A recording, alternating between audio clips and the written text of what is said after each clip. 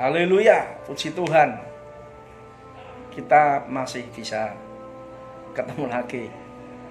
Yuk kita akan berdoa dulu ya sebelum kita mendengarkan firman Tuhan, supaya Roh Kudus sendiri akan jamah hati kita.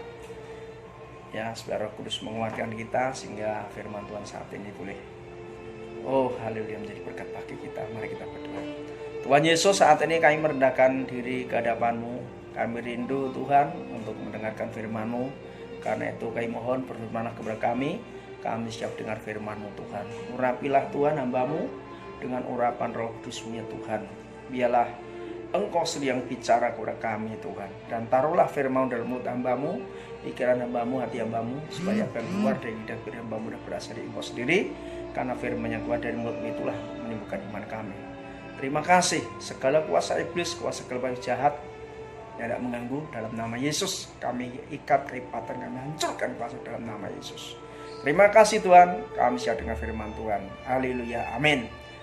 Puji Tuhan, pada saat ini firman Tuhan akan saya sampaikan, yaitu dengan judul pemeliharaan Tuhan atas hamba-hambanya di tengah krisis yang melanda dunia saat ini.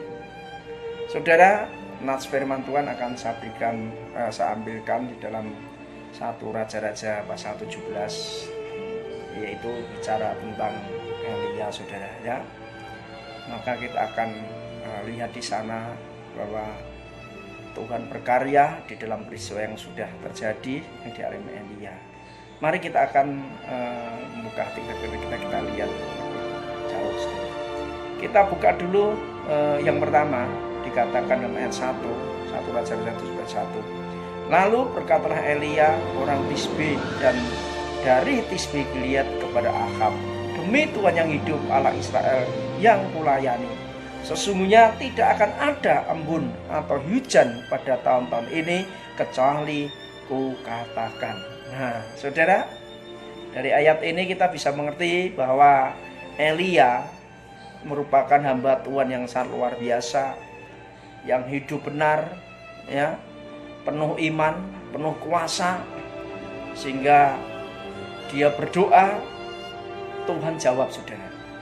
Sampai Yakobus pun memberitahukan kepada kita bahwa memberikan contoh tentang Elia ini dalam doa.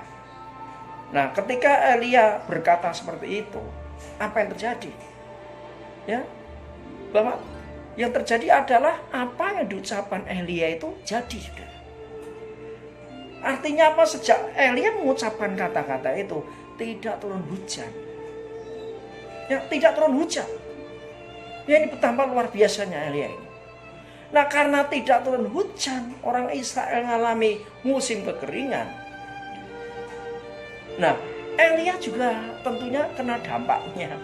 Dampaknya apa? Menghadapi musim kering, ya, menghadapi seperti itu. Jadi Elia juga mengalami seperti itu, mengalami masa krisis. Nah, jadi saudara, dalam hal ini memberikan pelajaran kepada kita, ya, bahwa ketika dunia sedang dilanda krisis, maka sebagai anak Tuhan, orang percaya termasuk hamba Tuhan pun, nah ini kadang-kadang juga ikut terdampak dalam krisis itu. Ya, jadi kalau dikatakan bahwa orang tidak bisa mengalami krisis dan tidak bisa sakit dan sebagainya, itu akhir tabiat. Ya, kenyataannya sekarang kita lihat dalam krisis yang melanda dunia, ya, juga para hamba Tuhan juga menghadapi krisis yang terjadi ini, mengalami dampak negatif yang luar biasa. Ibadah tidak bisa berlangsung secara umum. Nah, saudara, namun dalam semuanya itu, saudara, Tuhan tidak tinggal diam. Ya, Tuhan akan pelihara kita.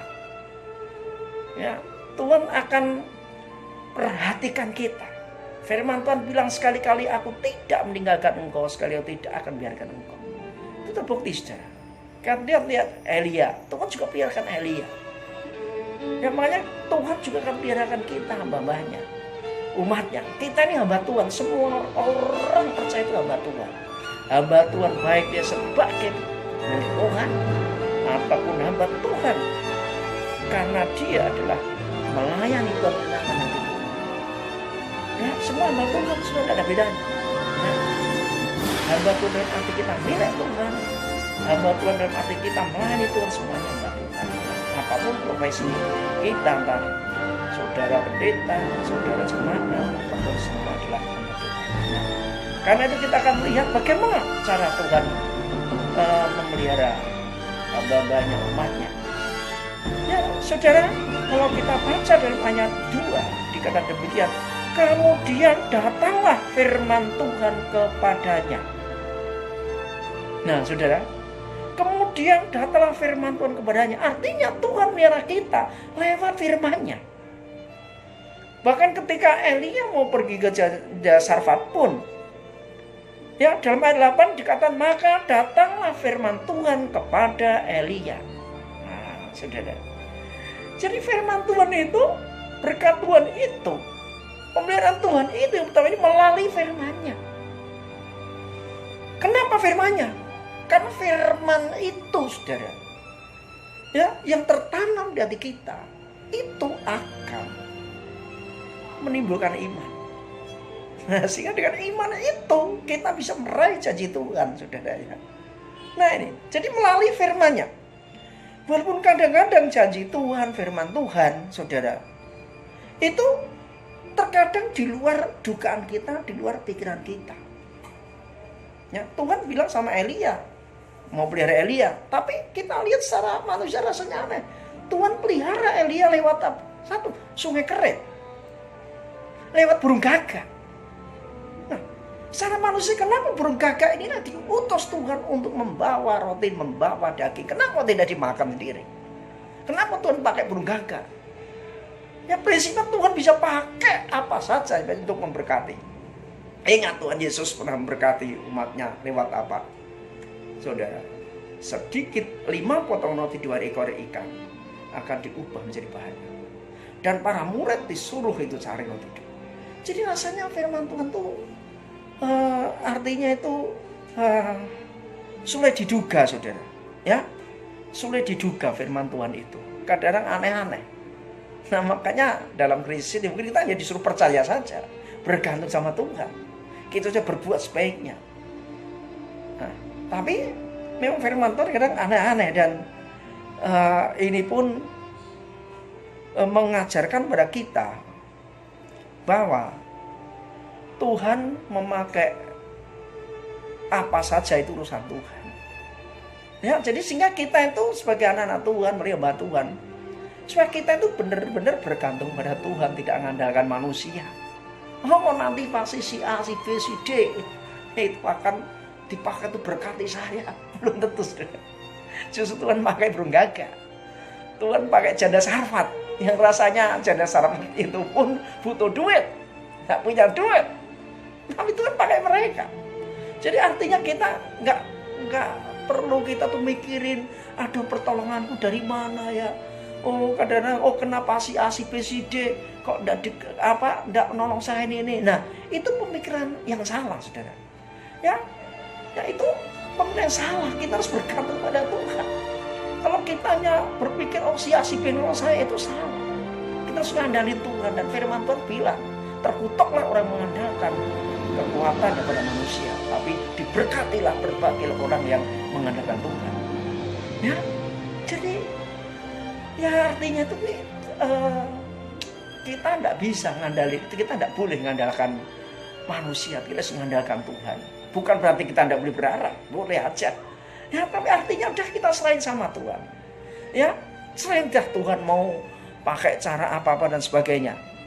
Nah, kemudian yang ketiga, sudah berbicara tentang pemberian Tuhan ini, cara Tuhan melihara kita. Ya, kita baca dalam ayat 6.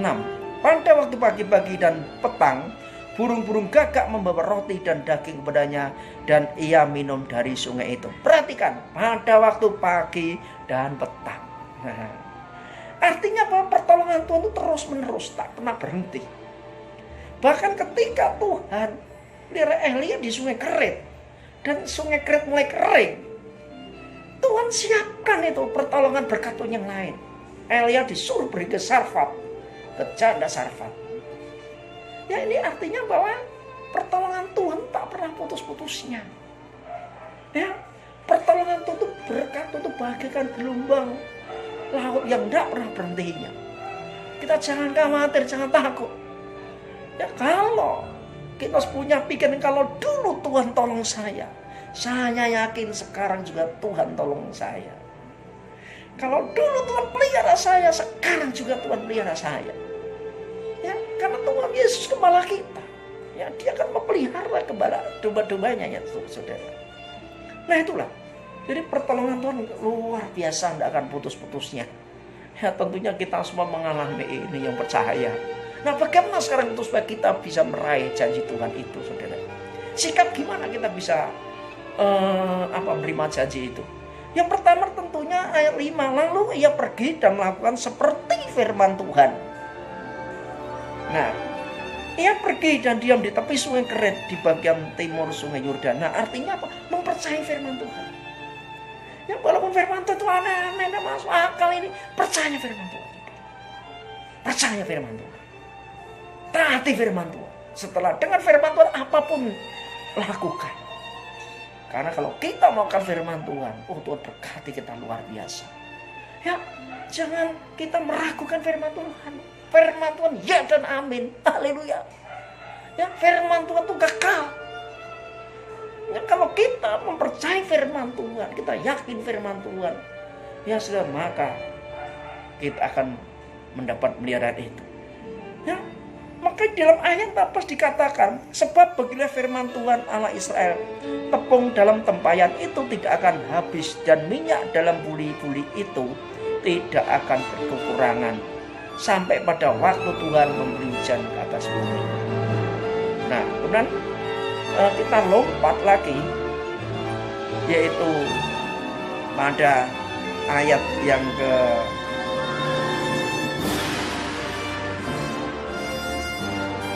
ke-8, maka datanglah firman Tuhan kepada Elia, bersiaplah pergi ke Sarfat, dan seterusnya. Jadi saudara, yang kedua ini yang perlu kita mengerti, yaitu firman Tuhan itu harus kita baca. Janji Tuhan kita katakan, karena ketika janji Tuhan kita katakan, itu akan membuat Tuhan. Makanya mari saudara, Yesus sendiri bilang ya dalam Markus 11 itu, bahwa kalau kita mengatakan sesuatu ya dengan sungguh-sungguh, dengan percaya, itu akan terjadi, maka itu akan terjadi. Maka mari para rekan-rekan hamba Tuhan semua, para anak Tuhan yang mungkin saat ini sedang menghadapi masa krisis, jangan takut. Tuhan pelihara kita.